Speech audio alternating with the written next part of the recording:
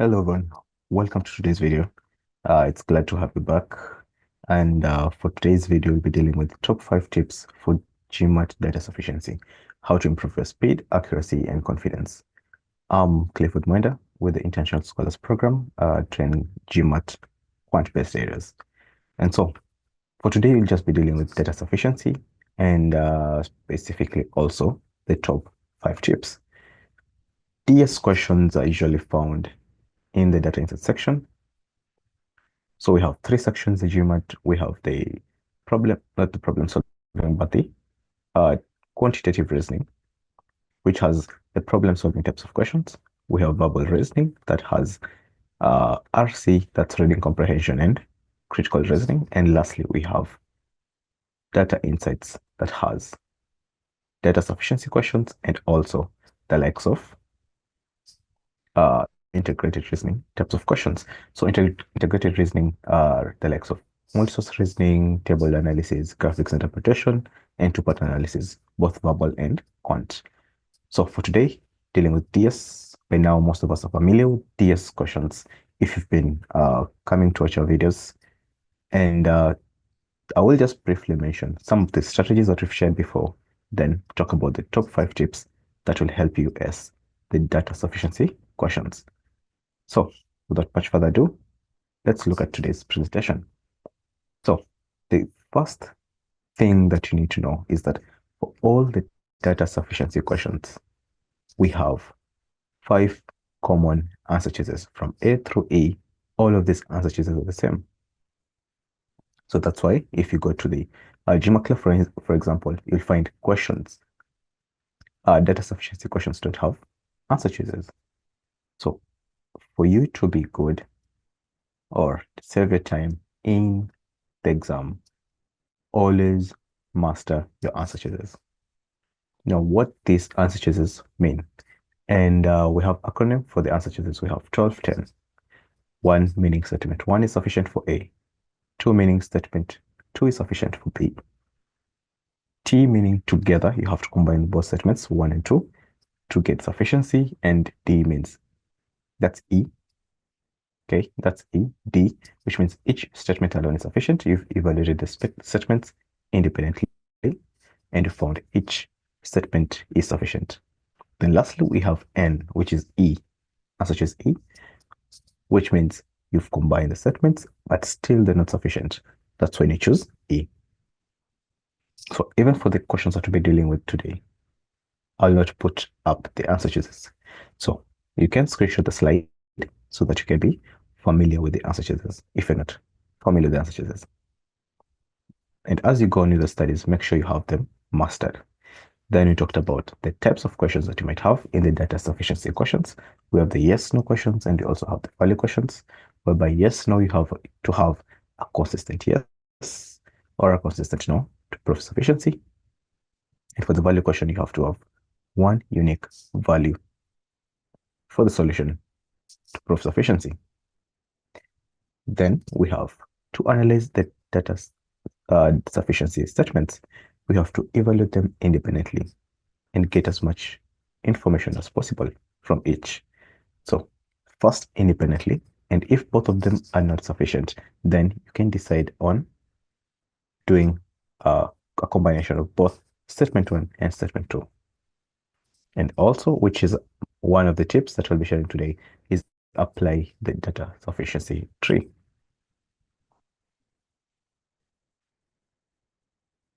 Okay, the last one is apply the data sufficiency tree. Okay, so we'll look at this. This is just a brief overview. As you go on, you'll get to be exposed to 5 other tips that I'll be doing today. Okay, so next, tip 1. You understand sufficiency before calculating. Before doing any arithmetic computation or any kind of computation, always try to recognize sufficiency without even heavy calculations. Check if a statement provides unique information without performing all calculations. Okay, so here's an example. If you look at this, for most of us who are good with the concepts, a pattern is seen here. If you look at this, this, and this, you can see the pattern here. Without even any computation, you know that x squared minus y squared is usually x plus y times x minus y. That's one pattern that shouts at us at this particular question. We've not done anything. Okay. Then after that, you come to evaluate now. What divisibility of by 3? What does it mean? A number is divisible by 3 if you add all the elements in and it's divisible by 3. Okay.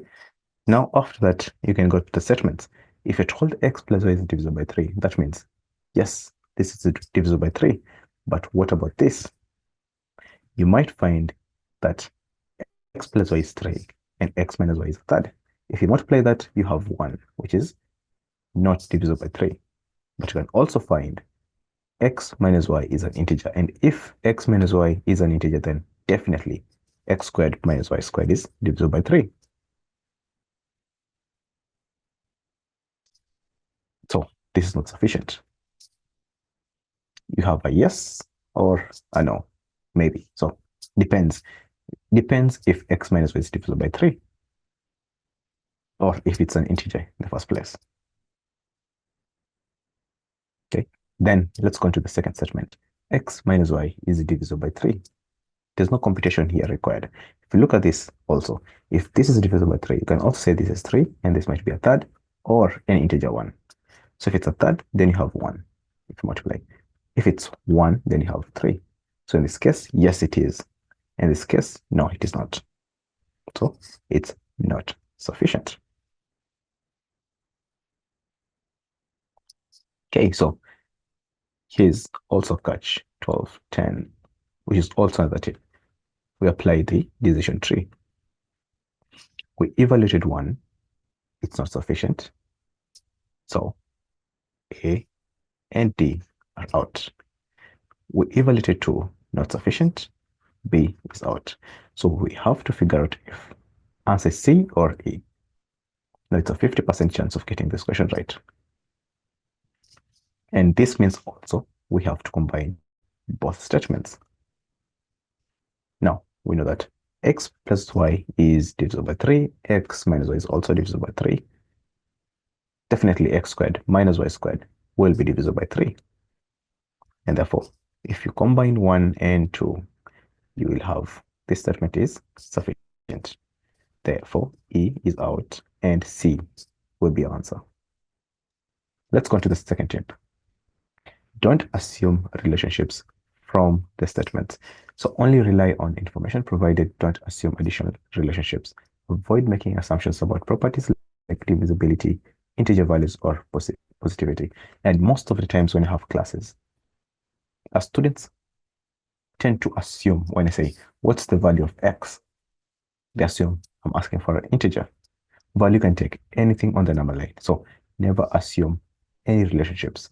Also, this step 2 also means that you don't carry information from one statement to the other.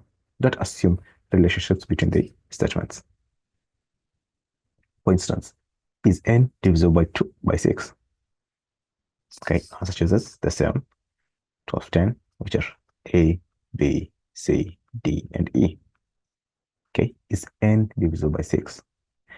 A number is divisible by 6 if it's divisible by 2 and 3.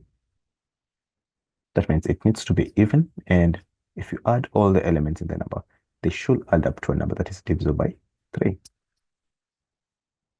So let's figure out if n is divisible by 3. Statement 1, n is divisible by 2. So n can be 4, n can be 6, for example. Both of these numbers are divisible by 2. But 4 is not divisible by 6, and 6 is divisible by 6. So for this case, no. For this case, yes. So for that case, we have no, yes, we don't have a consistent yes. We don't have a consistent no. We say this statement is not sufficient. Not sufficient, A and D are out. Statement 2, n is divisible by 3. Let's do this. 3 is divisible by 3, and also 6 is also divisible by 3. So for this case, 3 is divisible by 6? No. Is 6 divisible by 6? Yes. That means this is also not sufficient. We don't have a consistent yes. We don't have a consistent no. And for that matter, B is also out. We're in the same exact situation as the previous question. Now, let's combine the statements. N is now divisible by 2, and it's also divisible by 3. And that's what we want. For a number to be divisible by 6, it needs to be divisible by 2 and also divisible by 3. And also, from the tip, note that I took each statement independently. I didn't take information from 1 to 2. In most cases, if you're in a hurry, even pressure in the exam time, you will find yourself taking information from 1 to 2. So always don't assume relationships from statements, and don't carry information from one statement to the other. You see 2, 3, don't combine the statements. There's that urge to combine the statements because you can prove sufficiency and move ahead. Okay, so always be careful taking information from one statement to the other. So if you combine the statements, yes, they're sufficient. So answer should be C. Is not our answer. Again, C is our answer. Okay, so never carry information from one statement to the other. Don't assume properties like divisibility, integer values, or positivity. If you're asked about a number, don't assume the positive. You are watching Success with Bob Mwiti Show, presented to you by the International Scholars Program. The International Scholars Program is an award-winning international education financing scheme that helps bright students to pursue graduate studies abroad regardless of their financial background. You can find our programs by going to www.internationalscholarsprogram.com. The International Scholars Program, empowering dreams.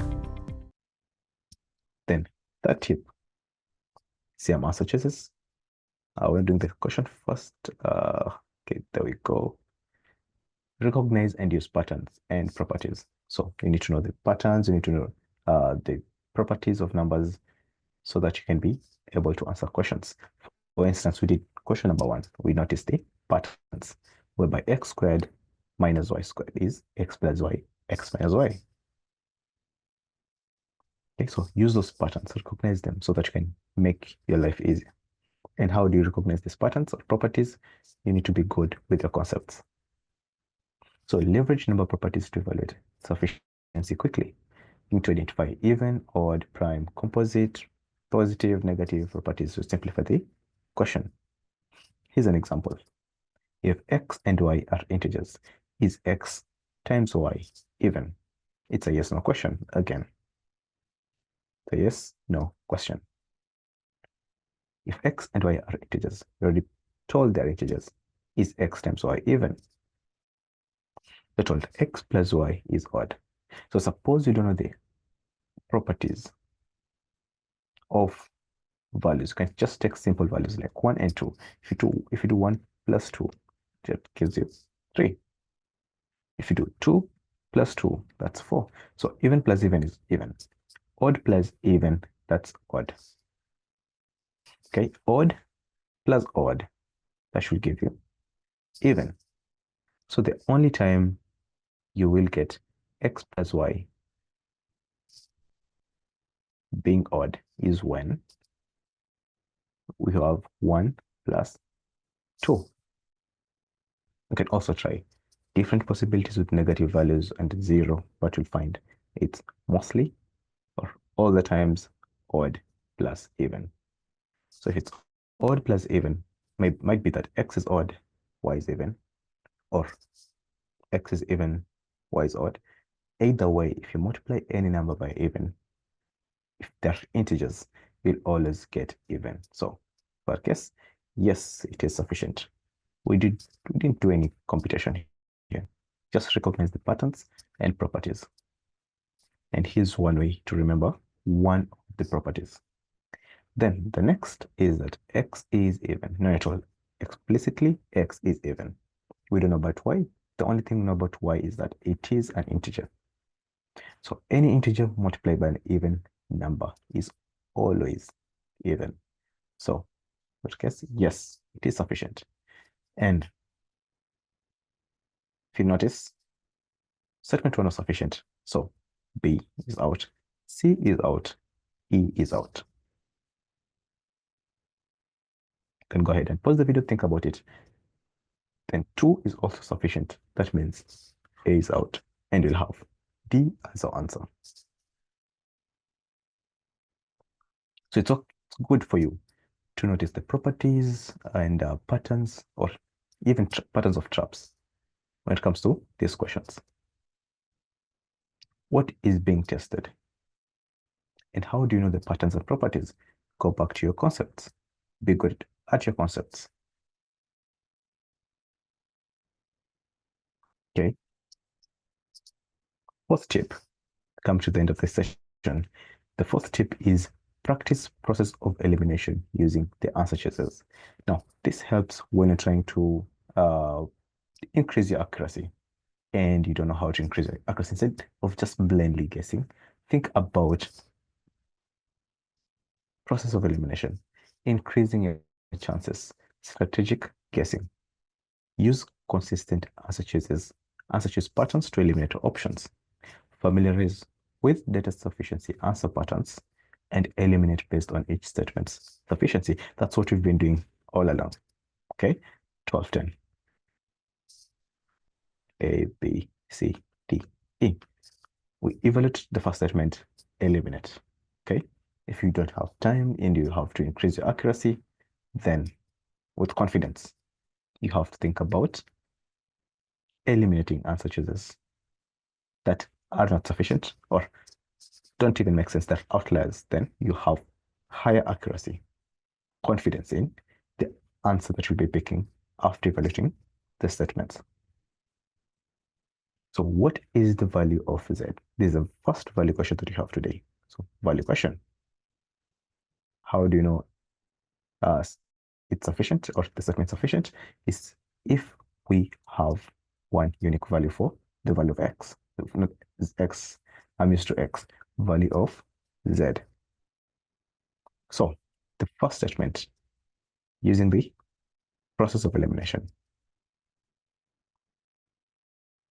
Z plus 7 equals to 20. That's an easy arithmetic. If you subtract both sides by 7, you have Z equals to 13. We have one unique value for Z. And for that case, then it's sufficient. Okay, it's sufficient. If it's sufficient, then B is out. Okay, because it says 1 is insufficient.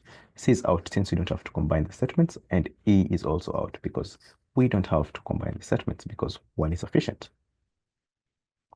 To the same thing, if you take the other side, you'd find that Z equals 13. And always the answers or the statements never contradict each other. So if you find that you're finding values that are peculiar, strange, maybe for the first statement, you have Z equals to 170, and the second statement, you have the likes of 115, then it will never happen. You might have 110 or 70 for the second statement if it is sufficient. Okay, these statements never contradict each other. And we also found this is sufficient. So A is out because A sits at 2 is not sufficient. So for answer here will be D again. Okay, so what's the reasoning behind this elimination? If you look at this, and suppose you're used to evaluating statement 1 first, you can either find it's sufficient or not sufficient. Then you go to the second statement, you can either find it's sufficient or not sufficient. And if you go to the second statement after evaluating and finding it's not sufficient, you can also find it as sufficient or not sufficient. So here goes. If 1 is sufficient and 2 is sufficient, your answer will be D. This is what we found. If 1 is sufficient and 2 is insufficient, then your answer will be A. If 1 is not sufficient and 2 is sufficient, your answer will be B. And if 1 and 2 are not sufficient, you combine the statements. If you combine the statements, you can also find them sufficient or not sufficient. If you combine them and found that they're sufficient, answer is C. If you combine and they're still not sufficient, answer is E. So, if you found 1 is sufficient, then definitely you cut this. All the answers to the right-hand side are not possible. If 1 is sufficient, B, C, and E are out. If 1 is not sufficient, A and D are out. Okay, see the beauty of elimination? By just evaluating 1, you will find, or if doing any of the options that you have, you will eliminate at least 2 answer choices, and you're left with 3 or 2. That's a 33% to 50% chance of getting the question right. You can also formulate the same tree or decision tree using 2 as your first option, then branch out as to 1, statement 1, that is. Okay, I think that's home. And lastly, a final tip of the day: consider yes, no questions carefully. Okay, consider yes, no questions carefully. Focus on consistent yes or consistent no answers rather than exact values. Ensure each statement yields a consistent answer.